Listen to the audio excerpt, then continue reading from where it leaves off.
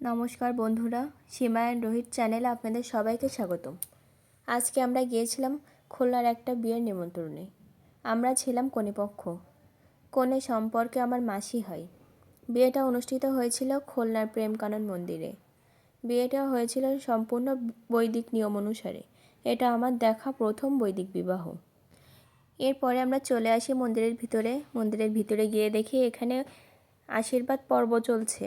তো ছেলেপক্ষরা কয়েকজন আগে এসেছিল মেয়েকে আশীর্বাদ করতে, তো তারাই পর্যায়ক্রমে মেয়েকে আশীর্বাদ করছিল।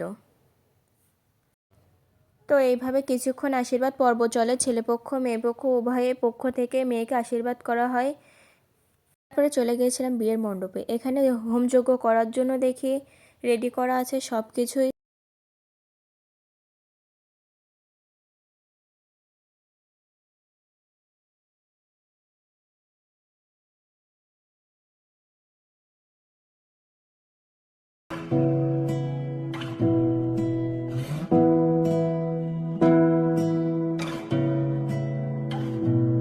তোমাকে না লেখা চিঠিটা ডাক বাক্সের এক কোণে, সাদা খামের না লেখা নাম এঁকেছে তার গানে। তোমাকে না লেখা চিঠিটা ডাক বাক্সের এক কোণে, সাদা খামের না লেখা নাম এঁকেছে তার গানে।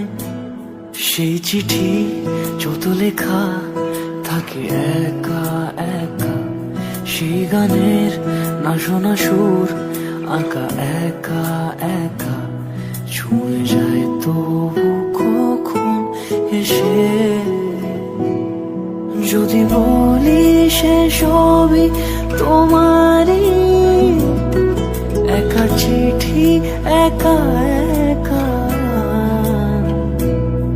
যদি বলি সে সবই তোমারই, একা চিঠি একা একা।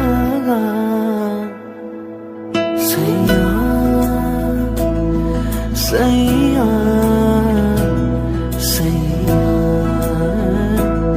সাইয়া সাইয়া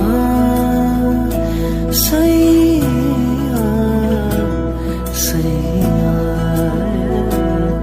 সাইয়া।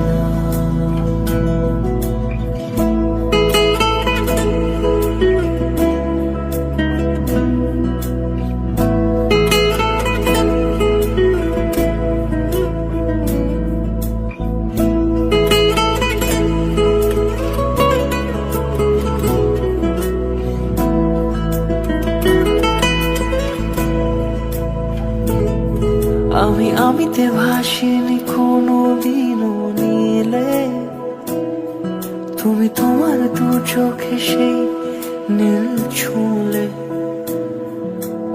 আমিতে ভাসিনি কোনো দিনও নীলে, তুমি তোমার দু চোখে সেই নীল ছুঁলে। আজও আমার সারাটা নীল থাকে একা একা, সেই চিঠি না পড়া সুর আঁকা একা একা, ছুঁয়ে যায় তবু কখন এসে। যদি বলি সে সবই তোমারই, দু চোখে ভেসে যাওয়া নীলামা। যদি বলি সে সবই তোমারই, দু চোখে ভেসে যাওয়া নীলামা। না লেখা নাম এঁকেছে তার গানে। তোমাকে না লেখা চিঠিটা ডাক বাক্সের এক কোণে, সাদা খামের না লেখা নাম এঁকেছে